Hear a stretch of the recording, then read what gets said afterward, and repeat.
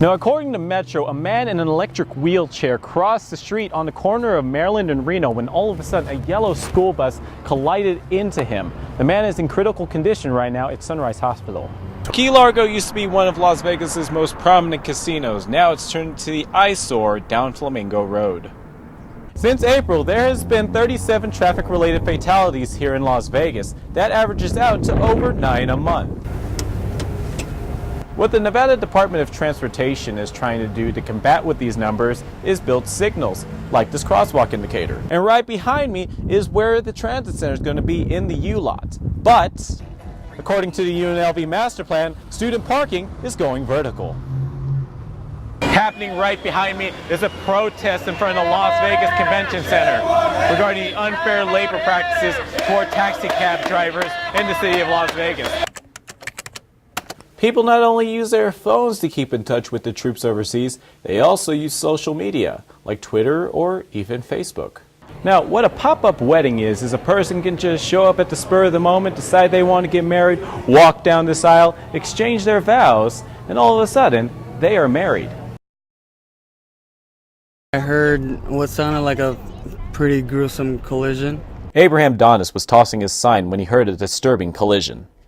He didn't say anything, but it was breathing, but it was struggling really hard. Now, according to Metro, a man in an electric wheelchair crossed the street on the corner of Maryland and Reno when all of a sudden a yellow school bus collided into him. The man is in critical condition right now at Sunrise Hospital. So we're very concerned about his condition and whether or not he's going to survive the injuries that he's sustained this afternoon. The victim was an elderly man, and Officer Richard Strider said the crosswalk where the accident happened is a busy intersection for foot traffic. The people here use this crosswalk to go in and out of the neighborhoods and to the 7-Eleven right here across from us. People that live near the intersection say there have been many close call accidents at the crosswalk. Metro said accidents like this happen at many places. It just goes to tell you that it could happen anywhere. I mean, there's no actual pattern to what we see happening with these auto pedestrian collisions in our valley. Officer Strider went on to say that people who use the crosswalk and who operate a vehicle have to share the road. I think it's everybody's responsibility to be safe, pedestrians and drivers. According to the Clark County School District, there were no kids at the school bus at the time. The bus was going to an elementary school. But for Donis, the accident left him shocked.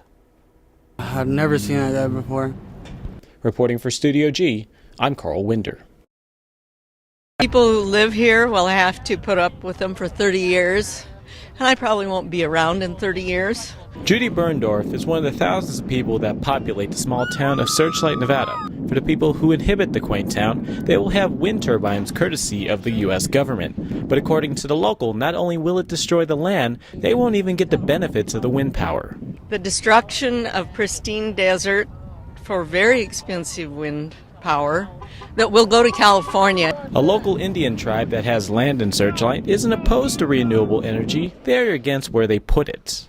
It's where you put it. It's where you put it, and the locations matter. And the reason why the tribe is concerned that this is a bad location is because they've not talked to us directly. Now the wind turbines are said to go just beyond the hills over there, all the way to Spirit Mountain just right behind me. And for local searchlighters, it's going to be more than just an eyesore for the turbines. It's also going to affect the environment. There'll be a lot of blasting. This is prime desert tortoise habitat. It's a bighorn sheep migratory path. And people say, oh, they'll learn to avoid them, but they won't survive until long enough to learn. Berndorf said she would be a supporter for the wind technology since Searchlight generates a lot of wind, but there is a catch. If it were more effective. From Searchlight, Nevada, I'm Carl Winder, Fox 5, local, Las Vegas. Oh, I've never seen another place like this for all the other habitats and sanctuaries that I visited. Brian Rounds has been a lion trainer at Lion Habitat Ranch right outside Las Vegas for 6 years. And in his experience, which includes working at Ringling Brothers Circus, this is the best lion sanctuary he has ever seen. In my opinion, by far the best and well kept up lion habitat facility. The Lion Ranch used to be owned by MGM and was closed to the public, but when their contract expired, owner Keith Evans decided to open the ranch to the public. We decided to open up the ranch to the public so they could see all 40 lions instead of just 2 at a time.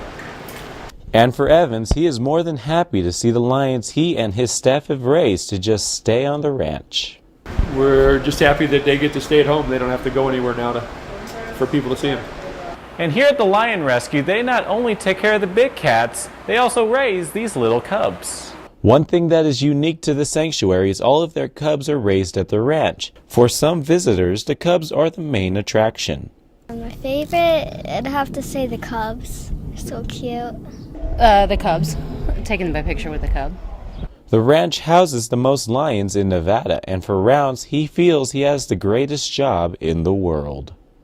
I'm very lucky to be able to work with all these majestic animals out here. Reporting for Studio G, I'm Carl Winder.